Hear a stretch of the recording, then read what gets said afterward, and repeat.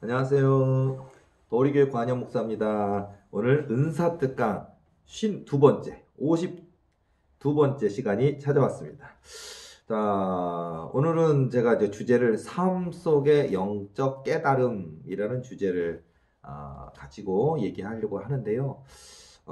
우리가 어떤 특정한 기도할 때 성령 음성을 듣는다든지, 기도하다가 내 영의 눈이 열려서 환상이 보여진다든지, 또 기도하고 잠들었는데 꿈속에서 하나님이 어떤 메시지를 주신다든지 여러 가지 체험들이 있어요. 성령 체험, 영적 체험들, 또 성령 메시지, 영적 메시지가 늘 있거든요. 근데 이런 부분들이 삶 속에서 깨닫게 되는 것도 굉장히 많아요. 그러니까 가만히 이 일을 통해 하나님이 나를 보게 하시는구나, 듣게 하시는구나, 깨닫게 하시는구나 라는 부분들이 있거든요. 그래서 여러분들 이런 것들을 시행착오를 많이 하면 안 돼요. 예를 들어서 우리가 뭐 사기꾼한테 한번 당해봤다? 한 번만 겪었으면 족하지요. 그런데 우리가 또 당한다? 그러면 안 되는 것처럼 마치 인생에서도 우리가 몸의 소중함을 우리가 돌보지 않고 술이나 담배를 너무 많이 하다가 뭐 폐암이 걸렸다든지 아니면 갑자기 급성 간경화로 인해서 이제 알코올성 그래서 막 쓰러져서 뭐 알코올을 너무 많이 먹어서 술을 너무 많이 먹어서 갑자기 뭐 큰 병이 돼서 뭐 그러다 죽는 사람도 있어요. 그러니까 이제 그런 경우라든지 자 그래서 내 몸이 소중한 거 깨닫고 내 몸을 돌볼 줄도 알아야 되고 이런 것처럼요. 그러니까 우리 건강의 소중함이라든지 또 우리가 신앙생활의 영역에 들어와서도 이런 많은 것들 하나님이 복 주고 싶으셔서 더 복된 인생 만들고 싶으셔서 또 다윗처럼 요셉처럼 그 언약을 이루시고 싶어서 하나님 우리에게 깨닫게 하시는 게 굉장히 많이 있어요. 근데 그런 것들을 좀 여러분들이 이제 깨달을 수 있는 그런 면에서 좀 영적 예민함도 있어야 될 것 같아요. 그러니까 우리가 좀 둔하면 안 되고 영적 예민함 같은 게 많이 있는데 그런 하나하나를 통해서 하나님이 그런 원래 깨달음이라는 게 원래 어떤 지혜의 은사나 지식의 은사의 영역에 있는 부분이기도 해요. 근데 어떤 삶 속에 영적 깨달음이 많다라는 거. 그러니까 우리가 육적 음성처럼 하나님이 내 아들아, 내 딸아 이렇게 음성 들어서 뭔가를 지시하시거나 깨닫게 하시는 것도 있어요. 그러나 그런 음성으로 들리는 것은 아닌데 마치 그냥 말씀하신 것처럼 느껴져 버리는. 그리고 예를 들어서 이런 거 있잖아요. 뭐 돌들을 통해서도 말하게 하시는 것처럼 마치 자연을 통해 세상을 통해 말씀하시는 것처럼 또는 내 자녀를 통해 어린 자녀를 통해 나로 하여금 하나님의 음성을 듣게 하신다든지 이런 깨달음들이 굉장히 많이 있거든요. 성경 말씀을 먼저 얘기해 드릴게요. 제가 오늘 얘기하고자 하는 내용이 중요한 부분이라서 사도행전 21장 13절 말씀 보면요. 바울이 대답하되 여러분이요 어찌하여 울어 내 마음을 상하게 하느냐 나는 주 예수의 이름을 위하여 결박당할 뿐 아니라 예루살렘에서 죽을 것도 각오하였노라 하니 각오. 여러분 각오가 중요하죠. 누가복음 22장 31절에서 34절까지 말씀 보면 시몬아 시몬아 보라 사탄이 너희를 밀가부르듯 하려고 요구하였으나 그러나 내가 너를 위하여 내 믿음이 떨어지지 않기를 기도하였노니 너는 돌이킨 후에 내 형제를 굳게 하라. 그가 말하되 주여 내가 주와 함께 오게도 죽는 데에도 가기를 각오하였나이다. 이르시되 베드로야 내가 내게 말하노니 오늘 닭 울기 전에 내가 3번 나를 모른다고 부인하리라 하시니라. 우리가 수석 제자인 베드로가 죽는데도 가기를 각오하였나이다 그랬는데 자 예수님이 체포당하시고 신문당하시고 그럴 때 사람들이 너가 그 당이냐 너가 예수의 제자 아니냐 그랬을 때 나는 모른다 나는 모른다. 닭이 울기 전에 3번 부인했던 베드로의 모습을 보세요. 우리가 내 평생 주님께 드리겠나이다 내 평생 하나님께 우리가 충성하겠나이다 그렇고서는 우리는 어려움이 찾아오면 이 베드로처럼 3번이나 예수님을 부인했던 베드로의 모습. 자, 각오를 얘기하다 보니까 또 이런 얘기가 했고요. 히브리서 12장 1절에서 2절까지 말씀 보면 이러므로 우리에게 구름같이 둘러싼 허다한 증인들이 있으니 모든 무거운 것과 얼매기 쉬운 죄를 벗어버리고 인내로서 우리 앞에 당한 경주를 하며 믿음의 주요 또 온전하게 하시는 이인 예수를 바라보자. 그는 그 앞에 있는 기쁨을 위하여 십자가를 참으사 부끄러움을 개의치 아니하시더니 하나님 보호자 우편에 앉으셨느니라. 여러분 우리 앞에 당한 경주를 우리가 해나갈 때 인내로서가 필요하는 거예요. 믿음의 주요 온전하게 하시는 예수를 바라볼 때 우리에게 인내가 있어야 된다는 것을 말씀하고 있거든요. 요한계시록 14장 12절 말씀에도 인내에 대한 얘기가 나옵니다. 성도들의 인내가 여기 있나니 그들은 하나님의 계명과 예수에 대한 믿음을 지키는 자니라. 여러분, 믿음을 지키시기 바랍니다. 자, 우리가 하나님 앞에 삐지면요, 안 지켜요. 우리가 평생 주님께 찬송하리다, 감사하리다, 내 평생 주께 기도하리다 하고서는요, 우리가 어떤 어려움이 찾아오면 삐져갖고, 왜 내게 이렇게 하셨습니까? 나 이제 기도 안 할 겁니다. 교회 안 나갈 겁니다. 예배 안 드릴 겁니다. 뭐 이런 경우 많잖아요. 그리고 뭐, 목사님들이 제일 멘붕이 올 때는 뭐냐면, 권사님이신데 집사님이신데, 나 이제 교회 안 다닐 겁니다. 하나님이 날 버리신 것 같으니까. 그러니까 어차피 목사님 저 교회 안 나갈 거예요. 저 뭐 교회학교 교사 그만둘 겁니다. 성가대 안 합니다. 이럴 때 목사님들 멘붕이 오잖아요. 일반 평신도들도 하나님이 각 교회에서 주신 사명이 있는데 여러 가지 어떤 마음의 상함이 있어요. 어떤 연단이라든지 왜 이렇게 기도를 많이 했는데 왜는 어려움이 찾아왔지? 이런 게 있거든요. 자, 그런 것 때문에 자, 그런데 성도들의 인내가 있나니 요한계시록 14장 12절 말씀처럼 성도들의 인내가 여기 있나니 그들은 하나님의 계명과 예수에 대한 믿음을 지키는 자니라. 여러분, 우리의 신앙은 믿음은 우리의 생명 다하는 그날까지 지켜야 되는 겁니다. 그리고 하나님이 주시는 은혜와 축복을 받아 누리기를 원하십니까? 그러면 성도의 인내가 있어야 됩니다. 야고보서 5장 11절 말씀 보면 보라 인내하는 자를 우리가 복되다 하나니 너희가 욥의 인내를 들었고 주께서 주신 결말을 보았거니와 주는 가장 자비하시고 긍휼히 여기시는 이시니라. 자, 여러분 욥의 인내를 들었고 주께서 주신 결말을 보았거니와 주는 가장 자비하고 긍휼히 여기시는 이시니라. 자, 어떤 분이요? 보라 인내하는 자를 우리가 복되다 하나니라고 되어 있고 욥에 대한 얘기가 나와요. 인내하시기 바랍니다. 자, 여러분 응답이라는 게 되게 저는 뭐 20몇 년 뭐 가끔 제가 간증하고 있잖아요. 하나님이 저에게 성령의 권능을 주셨어요. 그래서 군대마귀 쫓아낼 수 있고 군대마귀 지옥으로 소멸시킬 수 있고 또 불치병 난치병 손 얹고 기도할 때 고침받는 거 이거는 저도 꿈만 같아요. 기적 같아요. 신기해요. 만화 같아요. 내가 꿈꾸는 것 같아요. 근데 이거를 하는데 물론 21년을 기도한다고 다 되는 건 아니지만 어쨌든 그냥 한 분 하나님 바라보면서 욥의 인내와 같이 그 하나님이 주신 약속을 믿고 그렇게 사람들이 조롱 멸시하는데도 끝까지 기도할 때 하나님 어쨌든 부족하고 연약한데도 하나님이 제게 이런 은혜를 주셨어요. 이제 시작된 거죠. 드디어. 저는 이제 목회가 제가 21년 했지만 저는 이제 목회가 시작된 것 같아요. 이제서야. 저희가 나이가 50이 되기까지 21년 동안은 저에게는 욥의 인내의 시간이었고 야곱의 인내의 시간이었고 아브라함의 인내의 시간이었고 모세 선지자의 인내의 시간이었고 요셉의 시간이었고 다윗의 시간이었던 것 같아요. 다윗이 되기까지 얼마나 오래 걸렸습니까? 요셉의 13년의 연단처럼 저도 그런 기간이 있는데 인내해야 된다는 거거든요.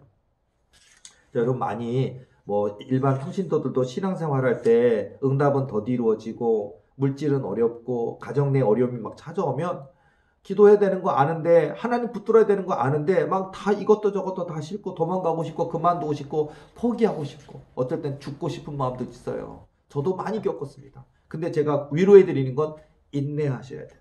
하나님을 믿으셔야 됩니다. 이 얘기 꼭 드리고 싶어요. 자, 그래서 오늘 제가 각오에 대한 얘기, 인내에 대한 얘기를 하면서 이제 삶 속의 영적 깨달음에 대한 얘기를 해드리는데요. 뭐 예를 들어서 뭐 저에게는 뭐 그런 깨달음에 대한 얘기가 굉장히 많이 있어요. 엄청 많이 있습니다. 예를 들어서요, 제가 이제 21년 전에 제가 교회가 개척되기 전에 방에서 했거든요. 방에서 개척할 때 가만 생각해 보면 예를 들어서요. 자, 그때는 제가 운전도 못했고요, 차도 없었어요. 근데 집에서 교회까지 걸어서 30분이에요. 뛰면 15분, 20분이고 걸어서 30분인데 한 새벽에 지금 춥잖아요. 지금처럼 강추위에다가 막 귀까지 얼어버릴 그런 추위에 저희 집사람하고 교회까지 걸어 다녔던 뭐 그런 것들이 추억들이 많이 있거든요. 그리고 이제 집사람이 뭐 임신을 해서 배가 불렀을 때도 뒤뚱뒤뚱 걸으면서 그 30분을 새벽마다 걸어가서 새벽 예배 드리고 걸어왔던 그때는 제가 그 차도 없었을 뿐만 아니라 차가 있어도 소용없는 게 운전을 못해요. 면허는 있는데 장롱 면허고 제가 겁이 많은 되게 겁쟁이 목사예요. 지금 제가 군대막에 사단하고 싸우고 있는 거 보면은 저도 이해가 안 돼요. 왜냐면 저는 소심하고 겁쟁이 살거든요. 운전도 못 하거든요. 남자가 돼갖고 60km도 못 돼서 덜덜덜 떠들고 나는 운전 못해 이랬던 사람이에요.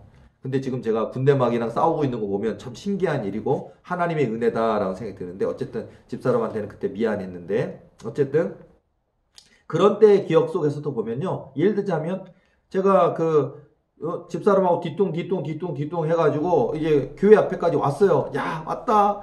이제 교회 왔으니까 이제 뭐 새벽 예배가 시작해야죠. 그러는데 저희 교회가 상가의 지하에 있었거든요. 근데 중요한 건 제가 키를 안 가져온 거예요. 열쇠 키를. 그 당시에는 20여 년 전에는 뭐 번호키 그런 게 비쌌고 일반화되지 않았으니까 이 열쇠 키예요. 쇠대 열쇠 키. 그런데 안 가져와갖고 집사람한테 그 교회 그 지하에 있는 입구에 앉아 있으라 그러고 제가 죽도록 뛰어갔어요. 집에까지. 택시도 없어요. 새벽이다 보니까. 그래서 죽도록 뛰어가가지고 키를 가지고서 다시 죽도록 뛰어오는데 제 머릿속에 수많은 깨달음이 몰려오더라고요. 뭔지 알아요? 내 평생을 이렇게 뭐 하나님 믿는다, 하나님 섬긴다, 하나님 자랑한다 해왔는데 정작 내가 내 인생의 끝날에 와가지고 키가 없으면, 예수 그리스도라고 하는 믿음의 키가 없다면 나 지옥 간다면 얼마나 어망한가. 30분을 그 새벽에 추위를 떨면서 둘이 뒤뚱뒤뚱 걸어가지고 교회 앞에까지 왔는데 키 하나 없어가지고 제가 죽도록 다시 뛰어가지고 얼마나 숨이 차던지요. 뛰어왔던 그때를 떠올리면요. 그거야 그저, 30분, 15분 뛰어갔다 오고, 15분 다시 달려와서, 내 몸이 좀 축나고 힘들고 숨차고, 그리고 내가 키를 안 챙겨온 내 잘못이니까 그냥 그거 달려갔다 오면 문 열고 들어갔다 와서 예배 드리면 그만이겠지만, 정말 내가 천국과 지옥 앞에 있는데, 천국문 앞에 이르렀는데, 내가 예수 그리스도를 믿는 믿음이 없어서 못 들어간다면 바보 되잖아요. 이 하나가 저에게는 영적 깨달음이었어요. 영적 깨달음. 자, 이렇게 여러분의 삶 속에 영적 깨달음이라는 게 문득 여러분의 삶 속에 일상생활 속에서 순간 깨달아지는 게 있어요. 이게 지혜의 은사예요.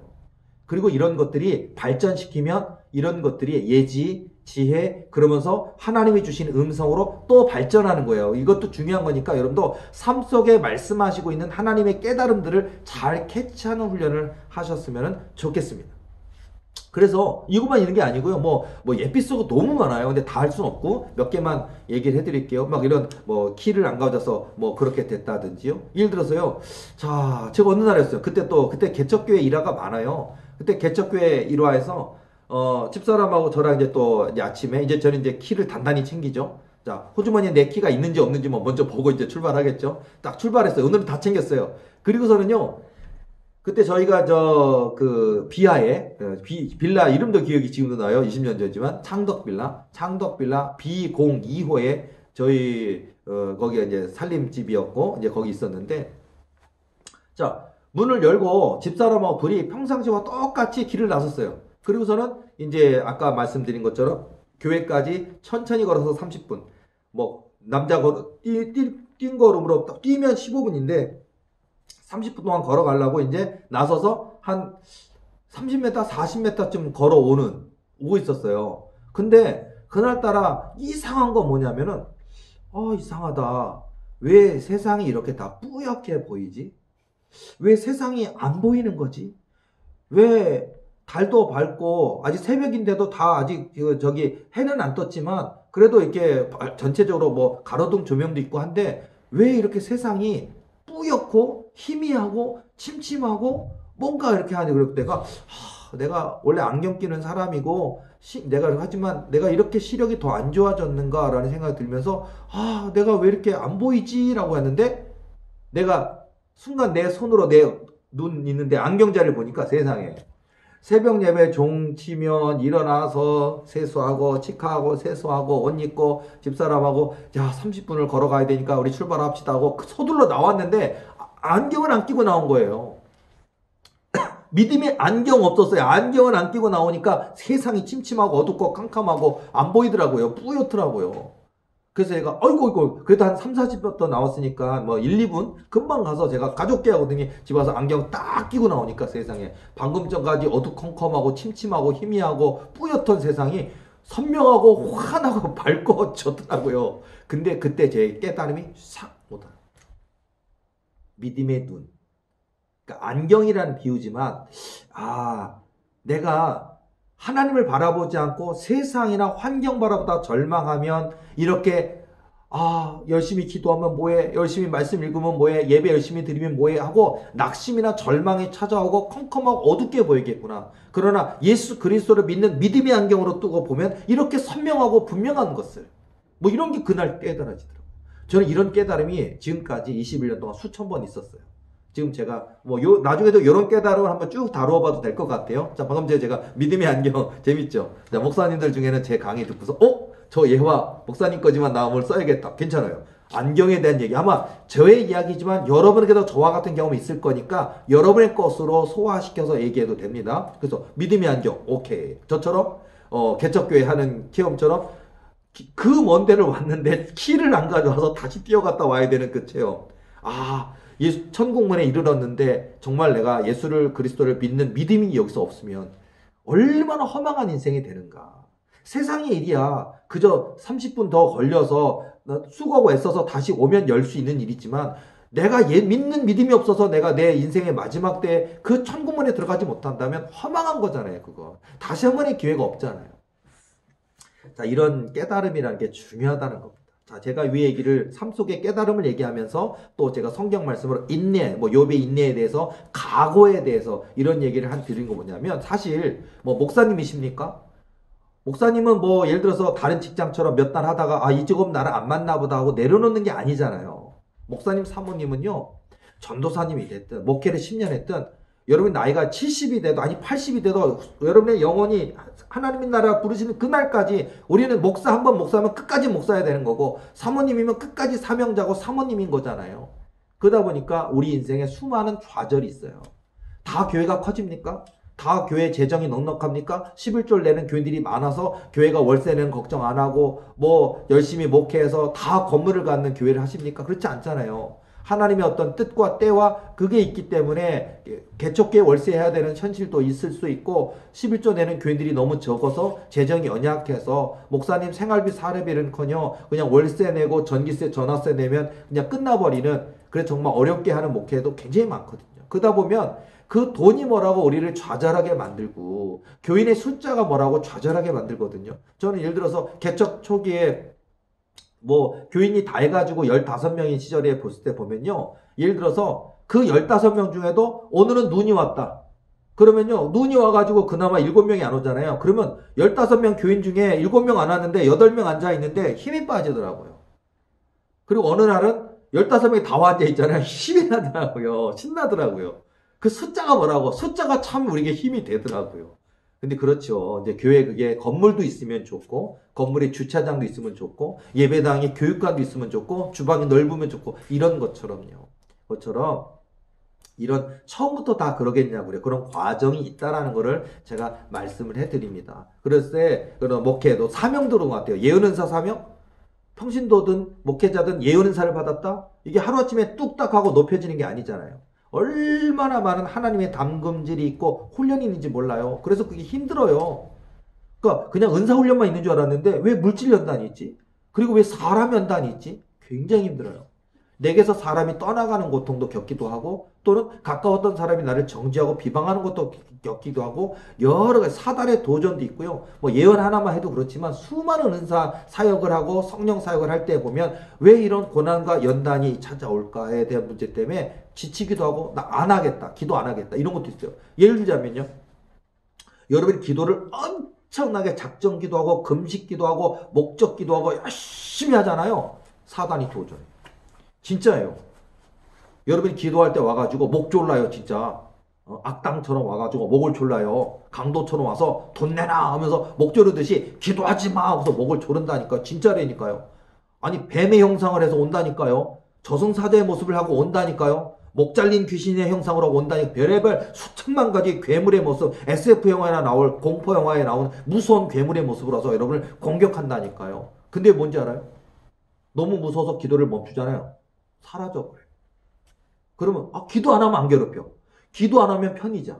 기도하면 편히 못 자. 기도하면 정말 사단이 공격을 해. 여러분 기도하다가 여러분 잠들잖아요. 여러분이 잠자고 있는 침상의 이 방이 무슨 여러분이 이건 도대체 무슨 현상인고 하고 하늘이 방이 방에 그 뚜껑이 날아가고 없어지면서 수많은 사단마귀가 공격해 들어와서 여러분을 그 공격하는 그리고 여러분을 죽이겠다고 협박하는 그거 이거 내가 진짜 정신이 나갔나 미쳤나 정신병자인가 할 정도로요. 누구한테 말하면 이해를 못할 것 같아 말도 못하겠고 답답하고 그리고 힘들고 근데 기도를 안 해버리잖아요. 없어요. 그런 도전 없어. 잠 푹 자. 꿀잠 자. 기도하면 이런 공격이 있고 근데 많은 사람들은 100이면 99명은 기도 안 하는 걸 선택합니다. 진짜 힘든 거죠. 사단의 도전 안 합니다. 기도를 안 하면 안 건드려요. 근데 기도를 하면 영적 랭킹이라는 얘기를 제가 말하는데 여러분이 기도를 하면 기도하네? 사단 마귀가 먼저 알고 와서 기도자를 기도 못하게 낙심을 주고 두려움을 줘서 공격을 해서 무섭게 만들어서 기도 못하게 도전을 한다는 거예요. 그러니까 여러분 이런 것들이 있어서 그래서 여러분의 사단의 도전이 있다고 여러분 우리가 멈춰서야 되겠습니까? 사단한테 져서야 되겠습니까? 아니잖아요. 또 하나님의 귀한 그릇이 돼야 되는데 포기해서는 안 되잖아요. 준비를 해야 됩니다.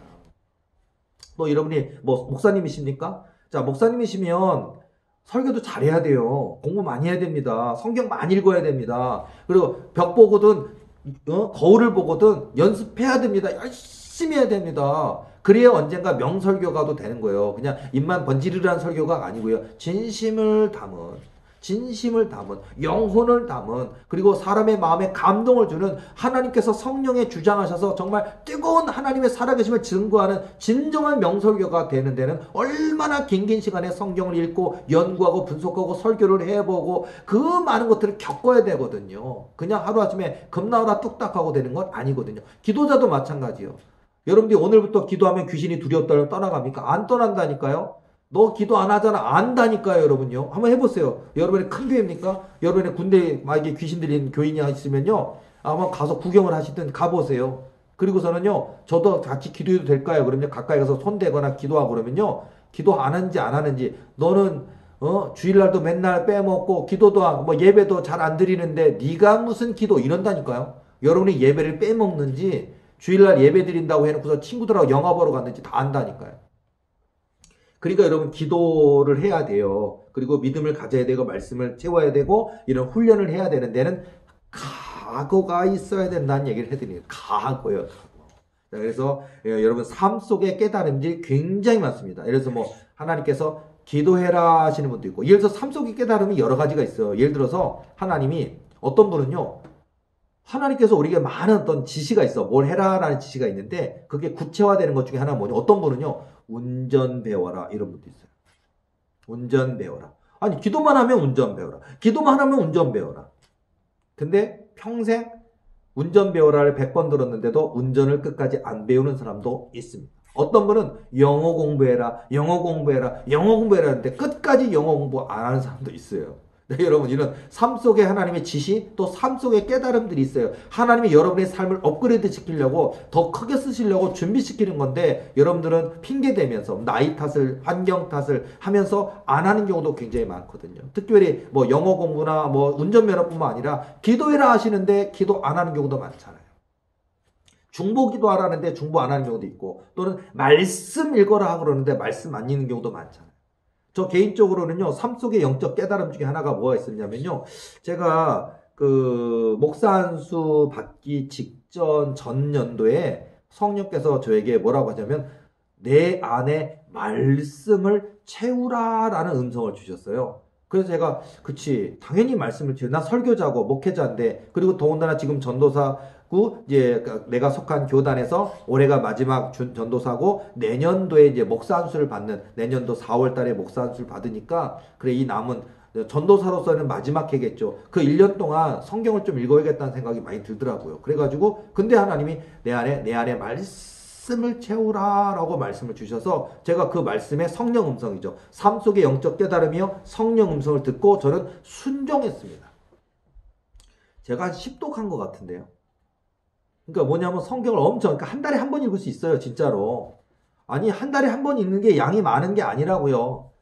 뭐 20번도 읽을 수 있어요. 1년 동안에. 그러니까 근데 어쨌든 한 달에 한 번 정도로요. 그냥 이해가 되는 것도 있고 이해가 안 되는 것도 있고 외워지는 것도 있고 외워지지 않는 것도 있지만 그냥 제가 마치 뭐 빨간 볼펜 뭐 저기 뭐 파란 볼펜 형광 볼펜 이렇게 하듯이 하고서는요. 그다음에 노트에다가 이 말씀은 참 마음에 와닿는다라는 걸 적어가면서 그렇게 하면서 쭉 하면서 이렇게 했던 것 같아요. 그러다 보니까 제가 목사 안수를 정작 받았습니다. 근데 목사 안수 받을 때까지 제 머릿속에 성경 말씀이 외워진 게 한 200개 정도 됐어요. 그러니까 그냥 외워진 거예요. 그냥 그렇게 읽다 보니까 읽고 묵상하고 이 말씀 너무 좋다 하면서 되뇌이면서 또 이 말씀을 외워진 말씀을 가지고 기도할 때도 말씀을 붙들고 기도하다 보니까 외워져 버리더라고요. 한 200개 정도 외웠고요. 성경에 대한 본문에 대한 이해들이 굉장히 많이 생기게 됐어요. 그리고 성경을 많이 읽으니까 하나님이 꿈을 많이 꾸게 하시고 꿈속에서 많이 찾아와 주시고 깨달음을 많이 주셔서 은사도 많이 열리게 됐어요. 그리고 정작 중요한 건 제가 목사 안수를 받았을 때 제가 책을 제가 그동안 예수님 만났던 거 하나님 만났던 거 그걸 중심으로 해서 제가 책을 출판을 하게 됐어요. 4월 달에 목사 안수를 받고 책이 6월 달에 책이 출판됐는데 그 책이 그 해에 선정된 뭐 60대가 가장 많이 즐겨 찾은 책 1위 베스트셀러가 됐어요. 그리고 그 책이 굉장히 많이 팔리면서 제가 그 해에 굉장히 많은 교회들을 제가 부흥회를 다녔던 것 같아요. 일주일에 그냥 뭐 진짜 뭐 4개, 4군데, 5군데 할 정도로 제가 얼마나 많이 했는지 몰라요. 근데 그렇게 하나님이 그 말씀을 채우라 했을 때 보면요. 제가 어디 부흥회를 간다든지 간증을 간다든지 했을 때 보면 원고도 준비하지 않고 그냥 그 뭐 200명이 앉아있던 500명이 앉아있던 상관 제가 뭐 큰 교회도 갔었고 작은 교회도 갔었는데요. 숫자에 아무 상관없이 그 교회 목사님이 저희는 새벽 예배가 몇 시부터 몇 시까지니까 특별히 목사님을 초청했으니까 2시간 새벽 예배로 특별히 준비했다. 2시간 설교해 줄 수 있느냐 이런 얘기를 들으시면 2시간 했고요. 30분 해달라 그러면 30분 했고요. 다양하게 했던 것 같아요. 그리고 제가 병원에 가서도 설교를 했었는데 병원에 가서 해줬을 때는요. 우리는 짬 시간에 잠깐이기 때문에 길게는 못하고 뭐 1시간만 해달라 그래서 1시간 했던 적도 있고요. 근데 중요한 건 1시간이든 2시간이든 30분이든 제 머릿속에 성경 말씀이 다 들어가 있고 하나님이 주신 체험이 많다 보니까 그분들에게 하나님의 말씀을 너무 담대하게 뜨겁게 진실하게 전할 때 그 분들이 막 은혜 받는 그런 역사가 많아 있었어요. 자, 이렇게 해서 내 안에 말씀을 채우라. 그래야만 내 인생이 부유하여지리라는 성령의 음성을 듣고 제가 말씀을 많이 채웠는데 정말 하나님이 뿔도 높여주시고 정말 베스트셀러도 되고 더 많은 사람들에게 또 간증도 할 수 있는 또 사역자를 하나 만들어 주시더라고요. 자, 그러니까 비유처럼 자 수천 가지 수만 가지 하나님이 저와 여러분에게 삶 속에 깨닫게 하시는 내용이 있고요. 하나님의 명령하신 것이 있다면 그게 운전해라라든지 아니면 더 기도해라라든지 말씀을 채워라라든지 또는 인내하라라든지 뭔가 있을 거예요. 그 하나에 순종하셔서 하나님이 주시는 복을 예비한 복을 받을 수 있는 저와 여러분 되야 될 줄로 믿습니다. 저는 이런 체험들이 굉장히 많은데 오늘 제가 가고 인내 얘기하다가 여러 가지 예화까지 갔는데 이제 저 중요한 본론으로 넘어갈게요. 자, 사람들은 다이어트를 결심했을 때 각오하는 것이 몇 가지가 있습니다. 다이어트요. 자, 각오. 자, 다른 단어로 보면 인내, 각오는 인내 또는 결단이라고 말할 수도 있을 거예요. 예를 들어서 다이어트 결심했으면 그런 거 있잖아요. 오후 6시 이후 절대로 간식은 없어. 내 인생에 간식은 없어. 이런 거 있잖아요. 6시 왜 저녁 식사 딱 먹고 아무것도 안 먹겠다 그런 거 있잖아요. 커피도 안 먹겠다. 아니면 과자 안 먹겠다. 간식 안 먹겠다. 적어도 그 정도는 지켜줘도 살이 빠지잖아요. 다이어트 기간 동안 몸에 좋지 않은 설탕 든 커피나 콜라, 청량 음료수 절대로 먹지 않겠다. 뭐 이런 게 있잖아요. 정해진 식사량 외에는 허기져도 한 그릇 더 먹지 않겠다 그런 게 있잖아요. 아침 저녁으로는 꼭 이제 열량을 칼로리를 소모시킬 수 있는 규칙적인 운동을 하겠다. 그리고 1시간씩 몸을 움직여주는 땀 흘리는 운동을 병행하겠다. 뭐 이런 게 다이어트에 있지 않습니까? 다이어트에 성공하기 위한 몇 가지 규칙과 마음의 각오들 막 이렇게 붙여놓잖아요. 그런 게 있고 목표 몇 킬로그램 뭐 이런 게 붙여놓잖아요. 자, 이 각오가 단단한 사람은 기어이 그 목적한 대로 뭐 10kg를 빼고 20kg를 빼고 뭐 허리둘레가 36인치인데 뭐 30인치도 되고요. 뭐 여자분들은 더 다르고요. 자, 그렇게 해서 다이어트에 성공할 수 있게 되잖아요. 뭐 다이어트뿐입니까? 담배 피던 사람이 담배를 끊는데도 각오가 필요하고 영어 공부하기로 마음먹은 사람도 나름대로의 영어를 정복하기 위한 자기만의 각오를 수립해야 돼요. 뭐 하루 30분 이상 매일 꾸준히 하겠다. 뭐 이런 거 있어야 돼요. 하다가 중간에 하면 다 잊어버려요. 자, 이런 게 이제 각오고, 인내고, 결단이고, 뭐 다이어트든 공부든 그런 게 필요한데, 자, 이게 각오라는 얘기죠. 자, 어느 날입니다. 그날이 월요일이었어요. 자, 이 목회자에는요, 아마 이 땅에 대한민국의 거의 모든 목회자들은 월요일 날 쉽니다. 교회는 월요일 쉽니다. 네, 주일날, 토요일과 주일 모든 에너지를 쏟아부었기 때문에. 목사님뿐만 아니라 교회 교역자, 사역자들 다 그렇잖아요. 남들은 쉬는 일요일날, 주일날 우리는 더욱더 교회에 와서 뭐 여러 가지 운전도 하고 설교도 하고 뭐 교회 봉사도 하고 설거지도 하고 수많은 거 하기 때문에 에너지를 다 쏟아부어요. 근데 어쨌든 특별히 목회자들은 월요일날 쉬잖아요. 그리고 목회자들은 월요병이라는 게 있어요. 피곤해요. 그 피곤함이 극도의 피곤함이 있어요. 얼마나 피곤한지 나른하고 막 이런 졸음이 오고 그리고 무기력하고 그런 게 있어요. 월요병이라는 게 있거든요. 자, 월요일 하루 동안은 몸살난 사람처럼 몸이 나른하고 피곤함이 더한다 이런 게 있는데요. 자, 그래 각 교회마다 월요일을 당연한 것처럼 쉬는지도 모르겠습니다. 자, 근데요. 고한영 목사에게는 두 명의 아들이 있습니다. 둘이 있는데 둘 다 아들입니다. 특히 첫째도 있고 둘째랑 5살 차이인데 둘째이자 막내인 우리 이제 이 아기가 있어요. 고희원이라는 이름을 갖고 있는 우리 둘째 아이가 있는데 애교 덩어리고 재롱 덩어리입니다. 자, 우리 제 둘째 아들이 어릴 때 이야기예요. 아주 어릴 때 이야기인데 자, 그 고한영 목사는요. 제가 이렇게 보면 이렇게 털이 있잖아요. 쟤는 털이 원시인처럼 많아요.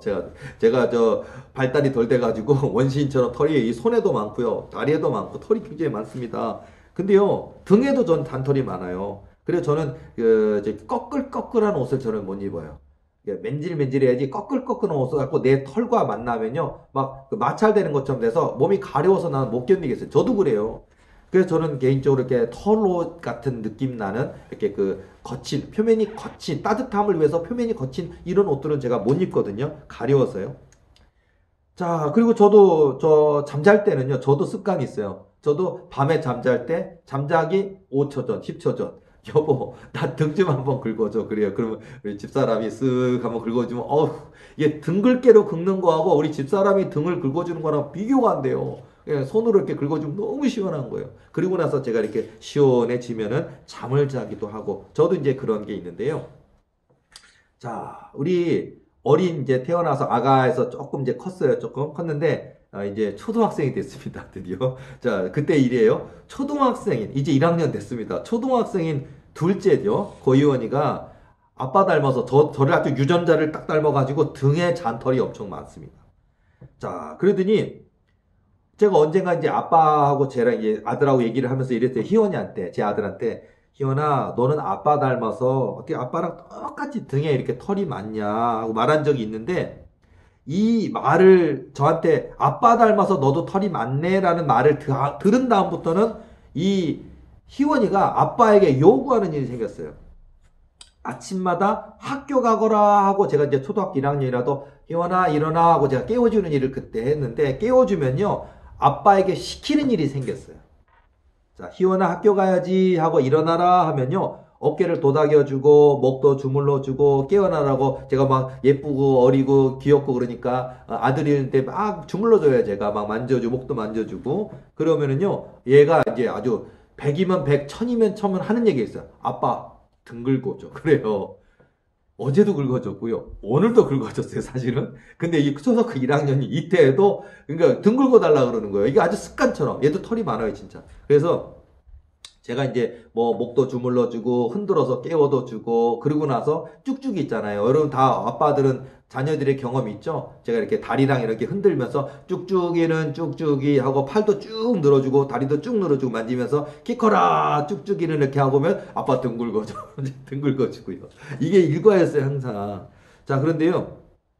이렇게 아침마다 이렇게 등을 긁어주기 시작한 것이 벌써 몇 년입니다. 아까 초등학교 1학년이라 그랬는데 그때 시작된 게 벌써 초등학교 3학년, 2년 지났어요. 3년 됐습니다. 자, 그리고 오늘도 역시 월요일입니다. 월요병입니다. 자, 근데요. 오늘은 이제 아침에 등도 굉장히 긁어줬고요. 그리고 이제 학교를 갔다 왔어요. 학교 갔다 왔는데 이제 아직도 초등학생인데 그때 얘가 아빠 등에 타는 걸 되게 좋아했어요. 그리고 제가 이제 있잖아요. 아직 어린데 초등학교 3학년인데 얘가 이렇게 내가 엎드리면 내 위에 올라가잖아요. 그럼 내가 쿵쾅 쿵쾅 나는 공룡 아빠는 공룡이다. 그러면 내 위에서 막 말타기를 가는 것처럼 이리 가라 저리 가라 그때 했어요. 저도 그거 했습니다. 저도 이 땅의 아빠들이 다 하는 거 저도 했고요. 우리 아이도 초등학교 3학년 때도 그 일을 했는데요. 아이 그냥 그 학교 갔다 와서 아빠는 월요병이라 막 졸리고 자고 싶은데 오자마자 나를 무릎 꿇게 하고 내 뒤에 올라가서 등에 올라가서 이리 가라 저리 가라 하고 이 방 저 방 이리 하다 하면 가는데 무릎으로 기어다니고 그러는데 너무 힘든 거예요. 그날따라 되게 고단하고 피곤한데 그리고 사실 이거 전 좋아했어요. 늘 놀이처럼 당연한 아빠와 우리 어린 둘째 자녀 간의 일과처럼 이렇게 해주었는데요. 오늘은 등에 희원이를 태운 상태에서 이렇게 하다가 고개를 이렇게 제가 뒤로 젖힌 채로 희원이한테 얘기하는 거야. 장난하려고요. 뭐냐면은 뭐라 그랬느냐. 희원아, 네가 아빠에게 아침마다 등 긁어달라고 하고 네가 좋아하는 레고 장난감 분해 도와달라고 하고 과자 사달라고 조르고 오늘은 아빠 너무 월요일이라 피곤한데 업어달라고 하고 또 이렇게 말타기 이란이란 놀이 해달라고 하고 오늘 아빠가 너무 일요일이라 졸리고 피곤하고 힘 하나도 없는데 왜 말 태워달라고 하고 이제 그만하 이제 너 그리고 이제 무거워져서 초등학교 3학년에서 너무 무거워져 갖고 아빠 말 태워주기도 힘들어 그러면서 이제 희원아 이제 아빠에게 해달라고 요구하는 거 너무 많아서 이제 아빠 되게 힘드네? 하고서 안 해줄 것처럼요. 힘드네? 하고서는요, 장난한 거였어요, 사실은. 장난스럽게, 아빠, 너도 무거워졌고, 이제 이런 거 시키지 마. 너무 무거워. 너무 힘들어. 등 긁어주는 것도 힘들어. 막 그렇게 얘기를 했어요. 그런데요, 제 등에 올라타고 있던 우리 시원이가요, 저에게 이런 얘기를 하는 거예요. 뭐라 그러냐면은, 갑자기 저는 엎드려서 이렇게 뒤를 돌려서 휘연이한테 그 얘기하는 거야. 너 너무 무거워졌고 벌써 이게 몇 년이냐. 아빠 힘들다. 이제 그만할래. 이제 너 그만 시켜. 막 그랬더니 우리 희원이가 제 말처럼 저 어깨 위에서 올라타고 있던 우리 희원이가 나 아빠를 이렇게 바라보면서 얘기하는 거 있어요. 뭐냐? 엄마 아빠가 날 낳을 때는 각오가 되어 있어야 되는 거야. 세상에.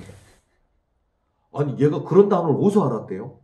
근데 얘는 무심코 무의식적으로 얘기한 말이지만 성령께서 우리 꼬마 어린 아이의 입을 통해서 제게 말씀하시는 내용이었어요. 사실 제가 월요병만이 아니라 그때 이제 목회에 대해서 많이 회의감과 지쳐 있을 때였거든요. 사실.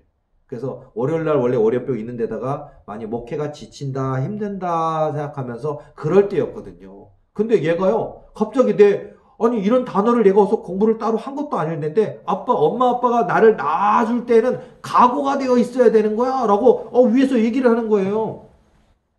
그리고서는요 아빠는 계속해서 이 일을 해줘야 되고 책임을 져야 하는 거야. 그것이 각오야 아빠 이러는 거예요. 깜짝 놀랐어요. 눈물이 시큰하고 나더라고요. 우리 희원이가 갑자기 느닷없이 그냥 힘들어. 아빠 이제 무거워졌고 못 해주겠어. 그러는데 엄마 아빠가 나를 태어나게 했을 때는 각오가 돼 있어야 되는 거야. 그러면서 이거 계속 해줘야 되는 거야. 자식을 낳을 때, 아들을 낳을 때 이런 거 다 해주라고 각오하고 낳는 거니까 아빠는 이 일을 계속 해줘야 돼. 그것이 각오야. 라고 얘기하는 거예요. 근데 각오라는 단어를 우리 둘째 아들의 희원이의 입술을 통해 제 귀로 듣는 순간 눈이 시큰하면서 깨달음이 뭉클하게 가슴속 깊은 곳에서 이렇게 올라오더라고요. 뭉클하게. 자식이지만 어린 자녀의 입을 통해 각오라는 단어를 하시는데 마치 내게 말씀하시는 하나님의 음성인 것처럼 막 들려지더라고요. 부모가 자식 낳을 때 사실 수천 가지 각오를 다 가지고 낳잖아요. 사실 지금 희원이와 저의 이야기였지만요. 여러분들도 저의 강의를 듣는 여러분이 부모이십니까? 자녀가 있으십니까? 그럼 각오라는 게 있잖아요. 사실 그 아이를 위해서 힘들지만 더 애를 쓰고 더 나가서 돈을 벌어 그런 거 있잖아요. 특히 아빠들 그런 거 많잖아요. 요즘 엄마들도 그렇지만 엄마 아빠들이 밖에서 직장생활 힘들지만 내가 열심히 수고하고 있으면 애들에게 더 좋은 옷을 입힐 수 있고 더 좋은 환경에서 자기 할 수 있고 그렇잖아요. 각오가 있는 거예요. 자, 그래서요. 내가 하나님의 일꾼 되고 목회자가 되어 주의 종의 길을 가겠다고 비전과 사명을 받아들인 그 옛날 냈죠. 그날부터 나는 이 목회의 길이 하나님이 주신 사명과 비전의 길이 아무리 힘들고 지치고 어렵고 하나님이 부흥을 내게 약속하신 부흥이 더디 이루어진다 할지라도 불평할 것이 아니라 모든 것을 받아들이고 이겨낼 각오가 있어야 된다는 생각이 막 떠오르더라고요. 어린 둘째 아들, 막내 아들의 그 이야기를 들으면서요. 하나님이 어린아이의 입을 통해 제게 영적 깨달음에 성령 음성이 아이의 입술의 목소리를 통해 듣게 하시더라고요. 자, 관여 목사뿐입니까? 여러분이 목사이십니까? 또는 여러분이 일반 성도이시지만 사명을 받으셨습니까? 은사자이십니까? 어려울 겁니다. 고난의 길, 십자가의 길 있습니다. 그런데요, 주님께서 주신 비전의 길입니다. 하나님이 부르신 주의 종의 길이고 또는 사명의 길이고 은사자의 길입니다. 하나님께서 허락하신 귀한 길입니다. 하나님이 부르셨지만 내가 그 길을 가겠노라고 고백했다면, 고백하셨습니까? 그러면 그 어떤 고난, 어떤 가난, 물질의 어려움, 영적 어려움, 도전, 이 모든 과정이 이미 있을 것을 알고 각오하고 우리는 그 길을 간 겁니다. 그러니까 이미 그 어떤 일이 내게 닥친다 할지라도 겪어낼지라도 끝까지 주신 사명 완수하겠다는 각오를 하고 이미 시작하신 거예요. 그게 예언은사자든 신유은사자든 축사은사자든 주의 종의 길이든 또는 거룩한 말씀 사명자의 길이든 하나님이 부르신 저와 여러분은 이미 하나님이 내게 사명으로 부르셨다면 그 고난까지도 그 연단까지도 그 기다림까지도 각오에 포함되어 있다라는 것을 말씀드리고 싶어요. 하나님 앞에 평생 순종하겠다고 고백한 믿음의 각오. 여러분 모두 주님이 걸어가신 그 십자가의 길 기꺼이 뒤따를 각오가 되어 있으십니까? 각오가 되어 있습니까? 각오. 바로 그게 각오입니다. 각오. 그게 인내입니다. 그게 결단입니다. 자, 여러분, 저는 오늘 저의 둘째 아들과 저렇게 아빠로서 이렇게 아이를 등에 태우고 이런 하면서 또는 아침마다 등 긁어달라고 이렇게 긁어주면서 아이고 아빠가 등에 털이 많아서 너도 털이 많구나. 아빠 때문에 너가 고생이 많다. 아빠 유전자를 너에게 줬으니까 이건 아빠 책임이야. 그러다 보니까 아빠가 내 등 긁어주는 거는 아침마다 일어날 때 꼭 해줘야 될 일이야. 뭐 그런 것처럼 각오라는 게 이렇더라고요. 여러분, 삶 속에 이런 깨달음처럼요. 오늘 저와 여러분의 삶 속에 기도자로 부르셨습니까? 설교자로 말씀 선포자로 부르셨습니까? 사명자로 은사자로 부르셨습니까? 주의 종으로 부르셨습니까? 예언 사역자로 부르셨습니까? 각오가 되어 있으십니까? 여러분 힘들지만 어렵지만 하나님이 기뻐하실 그 모습을 가지고 내 생명 부르신 그날까지 그 각오대로 그 믿음대로 그 결단대로 하나님을 기쁘시게 드리는 귀한 믿음의 길을 끝까지 순종해 가시는 저와 여러분 되시기를 예수님의 이름으로 축복합니다.